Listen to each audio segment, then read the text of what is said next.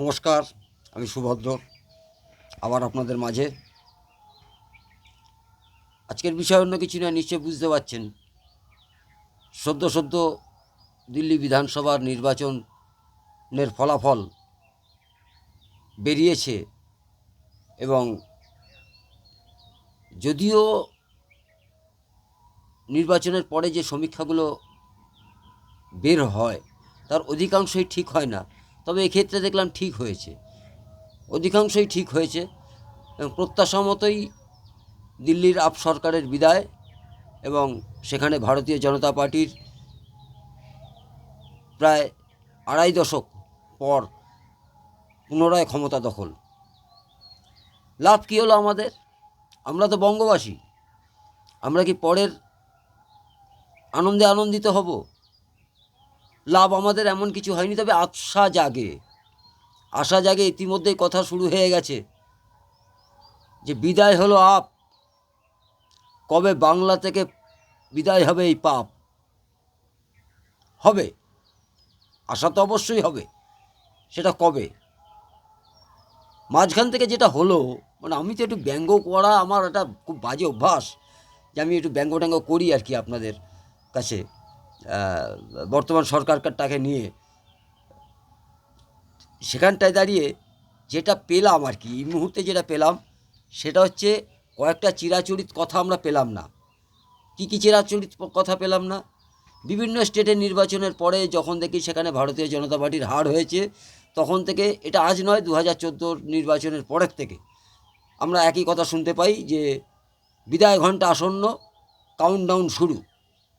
এই বিদায় ঘণ্টা আসন্ন আর কাউন্টডাউন শুরু করতে করতে 2014 থেকে 19, 19 থেকে 24, 24 থেকে 29-এর পথে।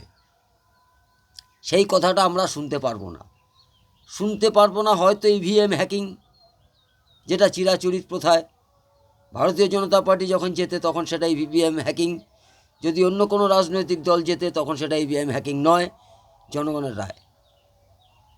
যেটা দেখার হলো, যেটা আপ সরকার যেটা বলেছিলেন কেজরিওয়াল, যখন তাকে আর্থিক দুর্নীতির দায়ে জেলে যেতে হয়েছিল, তিনি সাংবাদিকদের সামনে একটা কথা বলেছিলেন যে আমি বিজেপির বিচারে নয়, বিজেপির আদালতে নয়, আমি জনতার আদালতে দাঁড়িয়ে নিজেকে নির্দোষ প্রমাণ করব। তাই কেজরিওয়াল বাবু সহ দেশের বিভিন্ন প্রান্তের যখনই ভারতীয় জনতা পার্টির বিরুদ্ধে কোনো রাজনৈতিক দলের কাউকেই এরকম ইডি সিবিআই বিভিন্ন কারণে গ্রেপ্তার করেন বা সন্দেহভাজন হিসাবে তাকে গ্রেপ্তার করেন, তখনই তাদের বক্তব্য একটা জায়গায় পরিষ্কার হয়ে যায় যে আমরা ইডি সিবিআই এবং বিরোধী রাজনৈতিক দল করবার শিকার, কাজেই ভারতীয় জনতা পার্টির আদালতে আমাদের বিচার চাই না, আমরা জনতার বিচারে নির্বাচিত হয়ে এসে আমরা দেখিয়ে দেব। তা কেজরিওয়াল নিশ্চয়ই এটা আবার মেনে নেবেন যে রায়টা দিল্লির মানুষ, দিল্লির জনগণ যে রায়টা দিলেন, কেজরিওয়ালের ভাষায় বিজেপির আদালতে তার যা বিচার হওয়ার কথা ছিল, দিল্লির বাসী সেই বিচারটারই পুনর্বহাল রাখলেন এবং তাকে দিল্লির গদি থেকে নির্বাসিত করলেন। একটা ঘটনা পাশাপাশি ফারুক আবদুল্লাহ, ওমর আবদুল্লাহ, এই আবদুল্লাহ সম্প্রদায় তারা এবার দোষারোপ শুরু করলেন কংগ্রেসের কাছে, নিজেরা মারামারি করে মরো।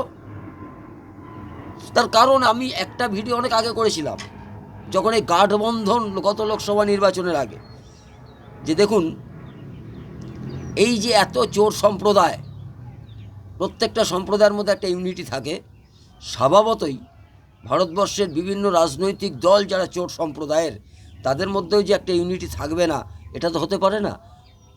কিন্তু এই চোর সম্প্রদায়ের যতই ইউনিটি হোক, সেই ইউনিটি কিন্তু একটা সময় বখরার হিসাবে ইউনিটিটা থাকে না। আজকে দিল্লির নির্বাচন তাই, তাদের বখরার হিসাব করতে যে কংগ্রেস ধুয়ে মুছে চাপ, যদিও গোটা ভারতবর্ষে কংগ্রেসের সেরকম কোনো ভূমিকা নেই এই মুহূর্তে। তাই খড়কুটের মতো একটা ঐতিহ্যবাহী শতাব্দী প্রাচীন রাজনৈতিক দল ছোট ছোট আখড়াগুলোকে ধরে নিজেদেরকে বাঁচাবার চেষ্টা করছেন, যার হয়তো সম্ভব না কোনো দিনই, যার সম্ভব না কংগ্রেসের পক্ষে পুনরুদ্ধার করা নিজেদের জমি। বহু ভাগে বিভক্ত শেষ কংগ্রেস। এর মধ্যে দাঁড়িয়ে সবার যখন এই অবস্থা, দিদির আপন ভাই কেজরিওয়াল তার এই অবস্থা, দিদির আর এক ভাই তিনি কি কোনো বিবৃতি না দিয়ে পারেন? সঙ্গে সঙ্গে ছেনাল ঘোষ, গায়ে মানে না আপনি মোড়ল, হয়তো তার দলও মানে না, তিনি একটা বিবৃতি দিয়ে দিলেন, ওটা বাইরের নির্বাচন, ওটায় আমাদের এখানে কোনো এফেক্ট পড়ে না। জানি গোটা ভারতবর্ষে যা কিছুই ঘটে যাক, পশ্চিমবঙ্গে তার বিন্দুমাত্র এফেক্ট পড়ে না। তার কারণ পশ্চিমবঙ্গবাসী বাঙালি গোটা বিশ্বের সবথেকে বড় বুদ্ধিমান, সবথেকে বেশি চিন্তাশীল, সবথেকে বেশি প্রগতিশীল, সবথেকে বেশি প্রতিক্রিয়াশীল, যা যা আছে, সাথে গা সওয়াশীল। কাজেই এখানে তার প্রভাব পড়বে না। এটা ছিনালের বিবৃতি। আগামী 2026-এ মমতা ব্যানার্জির নেতৃত্বে আবার সরকার গড়ব, গর্বের সাথে সরকার গড়ব 250 সিট নিয়ে। তড়িঘড়ি বলার কি হলো? এই ছিনালবাবু, এত তড়িঘড়ি, রেজাল্ট তো পুরো বের হয়নি পুরো। আনাজ গোনা চলছে, কে এগিয়ে কে পিছিয়ে, একটা ট্রেন্ড বোঝা যাচ্ছিল, যেটা হতে পারে। শেষ না দেখে ছেড়ে দিলেন। এই আপনারাই তো বলতেন উত্তরপ্রদেশের সরকার গত লোকসভার নির্বাচনে বিজেপি হাতছাড়া হওয়ার পরে যখন অযোধ্যার সিটটা হারায়, আপনারা কি বললেন? বিধানসভা অযোধ্যা হেরেছিল, বিজেপি গেল, কোথায় রাম মন্দির বাঁচালো বিজেপিকে মোদি গিয়েও। এই তো কাউন্টডাউন শুরু, তখন প্রভাবটা পড়ে। এটা কিসের জন্যে? দলীয় কর্মীদের উজ্জীবিত করবার জন্যে হবে তো, আশা আছে তো। আর কিছু চেটুয়া মাল, দুদিনের যোগী তৃণমূল কংগ্রেস হয়েছেন, যারা বরাবর ছিলেন তাদের একরকম, যারা দুদিনের জন্য হঠাৎ করে ঘাপ্পাল টিমের আমি তৃণমূল হয়েছি, তিনি আবার বলছেন হবে না, বলে বাংলা থেকে তৃণমূলকে কেউ সরাতে পারবে না। আরে শালা কুয়োর ব্যাং, তোর আইডিয়া আছে কিছু? কোন হিসাবে ভোটটা পাওয়ার যোগ্য সেটা তো হাড়ে হাড়ে টের পাচ্ছিস। গোটা বাংলা জুড়ে যতদিন পর্যন্ত বুড়িমার বোমা, চকলেট বোমা, বুড়িমার বোমা ফাটাতাম আমরা, ততদিন পর্যন্ত বাংলার শ্রমিকরা মারা যেত না। বোমা শিল্পে যারা যুক্ত ছিল, একা বুড়িমা রাজত্ব করেছেন। আর যবে থেকে এই পিসিমার বোমা শুরু হয়েছে, তবে থেকে বাংলার তো চারিদিকে বোম আর বোম। কর্মী থেকে দলীয় কর্মী, বিরোধী রাজনৈতিক দলের কর্মী, কেউ তো বাদ যাচ্ছে না। দলের পার্টি অফিস পর্যন্ত বাদ যাচ্ছে না। কখনো কখনো পার্টি অফিসের ছাদ উড়ে যাচ্ছে বোমায়। এ শিল্প নিয়ে কি তোমাদের পশ্চিমবঙ্গ নতুন করে আবার বাঁচাবার চেষ্টা মানুষ করবে বলে আপনাদের মনে হয়? আতঙ্ক কিন্তু একটা আছে। বাংলায় বিকল্প কিচ্ছু নেই এই মুহূর্তে। তৃণমূল কংগ্রেসকে সরিয়ে ভারতীয় জনতা পার্টিকে সরকারে আনা ছাড়া বাংলার মানুষের কাছে দ্বিতীয় কোনো বিকল্প নেই। কিন্তু এখানে যতক্ষণ না পর্যন্ত আপনারা একত্রিত হচ্ছেন, ততক্ষণ পর্যন্ত এটা সম্ভব নয়।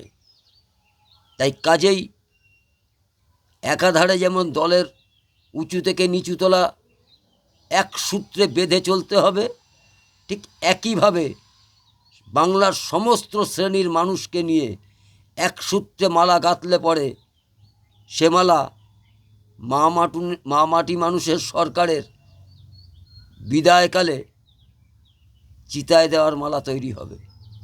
ভালো থাকবেন।